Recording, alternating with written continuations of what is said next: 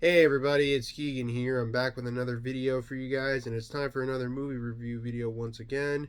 And today we're going to be talking about two movies this time. So let's get right in. So the first film we're going to be talking about is the 1977 film Eraserhead, directed by the late great David Lynch. And this film was released in 1977 and was the first feature-length film from David Lynch. I've seen this movie a couple times before in the past, and I actually revisited this one not long ago at my favorite theater, the Metro Cinema. And I saw it in the theater, and watching it in theaters was a great experience. Like, it's really atmospheric, it's creepy, and all in all, it's just a really great film to see on the big screen. Now, unfortunately, as most of you probably know, David Lynch unfortunately passed away back in January at the age of 78, which is a shame. I really liked David Lynch, but it's so sad to hear him gone. But nobody lives forever, and we all go eventually. But yeah, rest in peace, David Lynch. Anywho, the story of this film follows a man named Henry, played by the late Jack Nance, who one day when he comes home from work, he gets invited over to his girlfriend's place for dinner, and he finds out his girlfriend gave birth to a baby. Well, a baby that's less than normal.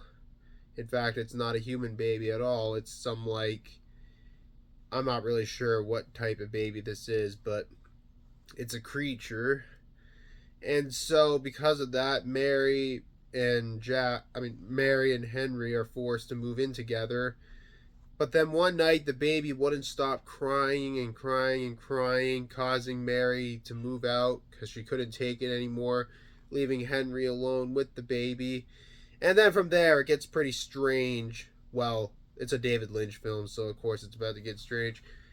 But it's a pretty simple story, and it's a pretty simple film to get through. Like, it's weird, it's creepy, and I think this movie was it was just so well done and very well made for a first feature length film from David Lynch.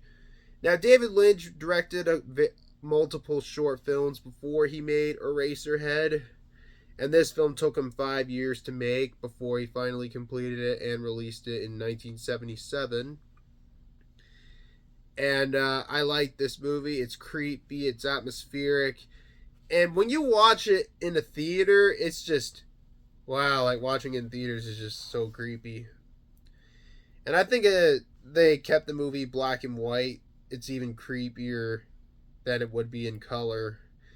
I bet it would be creepy if it was in color, but watching it in black and white is just that's just how it was made. Like, it would have been even better in black and white. But this movie's in black and white, not in color. While this might not be my favorite David Lynch movie, it is a great film for him to kick off his film career with this feature-length debut. But all in all, I really enjoyed Eraserhead. You can't go wrong with David Lynch, and may he rest in peace. And I'm giving Eraserhead an 8 out of 10. And the last film we're going to be talking about is the 2024 film I'm Still Here from director Walter Salles. I believe that's how you pronounce his last name. I actually talked about this movie earlier in a live stream that I did earlier today, where I was talking about the Oscar winners with with some of my fellow YouTube friends. If you want to check that stream out, it's on my channel. That I did that stream earlier today. And this was the film that won Best International Feature at the Oscars last night. And I personally think it really deserved it. This was a really well-made film, and I thought this film was fantastic. I saw this film at the Metro on Friday night, and I really, really enjoyed it, and I thought this film was really good, and I personally think it deserved winning Best International Feature. And this film is actually based on a true story. Basically, you got a woman who's trying to reinvent herself and try to expose the corruption of the Brazilian government during the 1970s, of the military government, after her husband, who was a who is a critic of who's criticizing the government for their use of the military forces. And then one afternoon, some military officials come in. They take the husband for some questioning, but he doesn't come back. He disappears, and the woman is trying to find out what happened to her husband and try to speak out against the corruption of the government. I don't want to give away too much, but this is a film that I would really recommend you check out. I really enjoyed this film. I thought it was really well made. The acting was really good. It was well shot, and the set designs all look really good. And it has some good music in the film too.